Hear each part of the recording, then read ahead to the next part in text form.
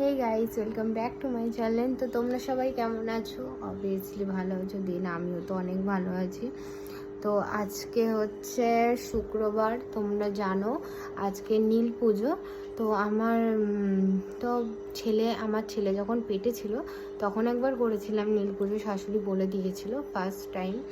তো মানে কোনো রকম করেছিলাম, আমি তো পারি না। আর দ্বিতীয়ত পেটে ছিল তখন তো না খেয়ে থাকা যাবে না। তো আরও একবার করলাম এবছর, 2 বছর হচ্ছে আমি করেছি এইটা নিয়ে। তো আমি ওপরে যে পুজো করেছি, আমার শাশুড়ি আমার ছেলেকে ধরেছে, আর বাড়িতে আমার বর ও হচ্ছে নিচে কাজ করছিল। তো কি কাজ করছিলো সেটাই তোমাদেরকে দেখাবো। তো কাজ করছিলো, তো এই ভিডিওটা মানে ক্যামেরাটা ধরার জন্য তো কেউ ছিল না। তো আমি একাই পুজো দিয়েছি, ক্যামেরাটা তো ধরাই হয়নি। তো আমার বর কি কাজ করছিল আর কি করছিল নিচে সেটাই তোমাদের দেখাবো। তো চলো দেখো, তারপরে বলছি বাকি না। তো গাইস আর কি বলবো, দেখো তোমাদেরকে ভিডিওটা কথা বলতে বলতে অমনি সুমন চলে এসেও গান বাজিয়ে দিয়েছে, আর আমি তোমাদের দেখাতেই পারি না।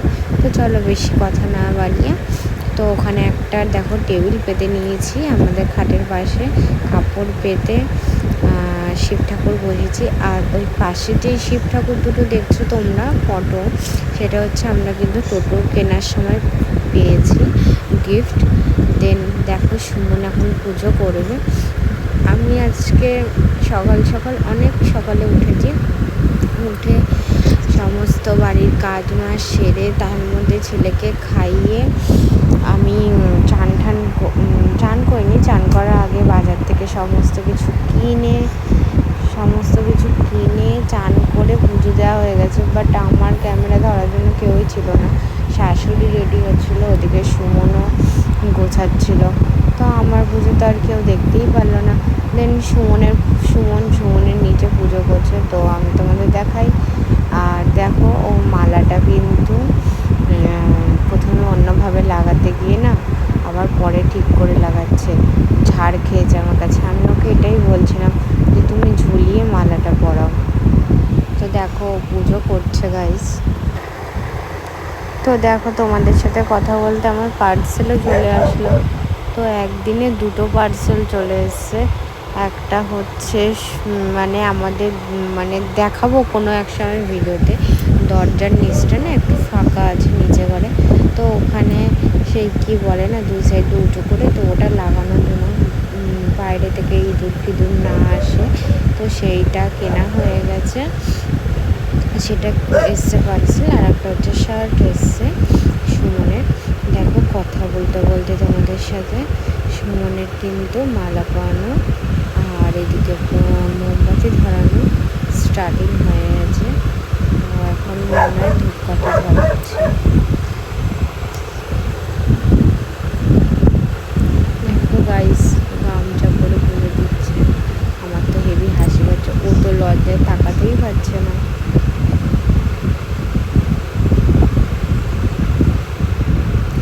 বলো তোমরা সবাই কেমন আছো? অবভিয়াসলি ভালো আছো। দেন আমিও এখন অনেকটাই ভালো আছি। আর ভিডিওটা কেউ স্কিপ করো না, ভিডিওটা ভালো লাগলে একটা লাইক, কমেন্ট, শেয়ার, সাবস্ক্রাইব করতে একদম ভুলো না। আর আমার ইনস্টাগ্রামের আইডিতে সবাই কিন্তু ফলো তুলে নিচ্ছ, কেন এরকম করছো বলো? সবাই আমাকে সাপোর্ট করো, আমার পাশে থাকো গাইস। দেখো আমার কিন্তু 1K কমপ্লিট হয়ে 130 অবধি চলে গেছিলো, সেখান থেকে 100 না 1K প্লাস ওদিকে 99খানা ফলোয়ার্স রয়েছে।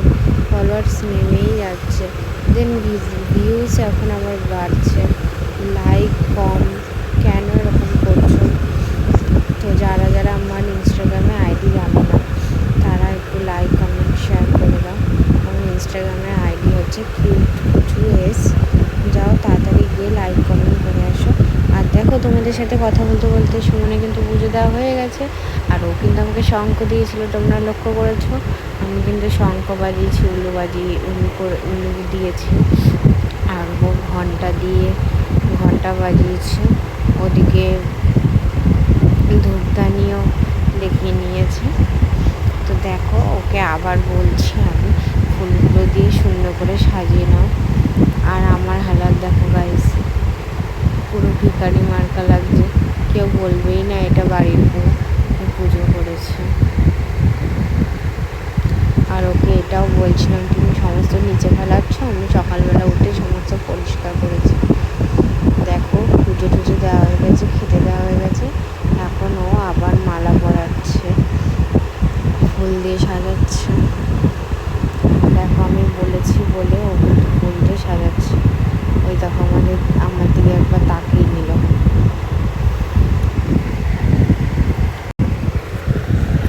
দেখো গাইস, মালাও পরিয়ে নেওয়া হয়ে যাচ্ছে ওর।